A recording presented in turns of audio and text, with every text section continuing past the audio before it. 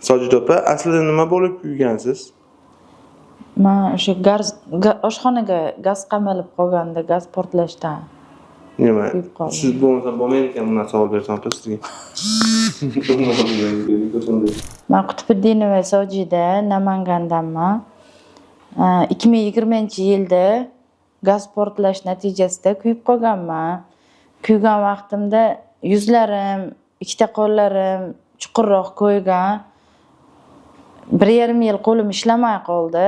2021-yildan boshlab politakani oldilariga kelib, plastik operatsiya qildirdim. Etap qilib, tushkunlikka tushib, endi qo'llarim ishlamaydi deb diqqat bo'lgan joyimda qo'llarim ishladi, Xudoga shukr.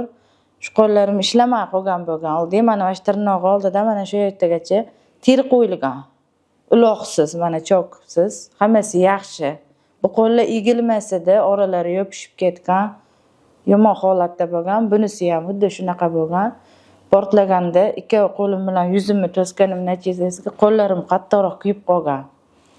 Allohning mo'jizasi bilan bo'lib ishladi qo'llarim, Xudoga shukr.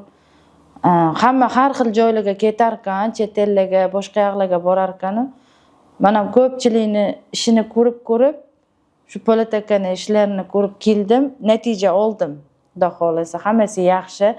Shu paytgacha mana yuzlarim tortib qolganda, ko'zlarim yumilmaydigan holatda edi. Yuzimga ham teri qo'yilgan, mana shu tarafimga.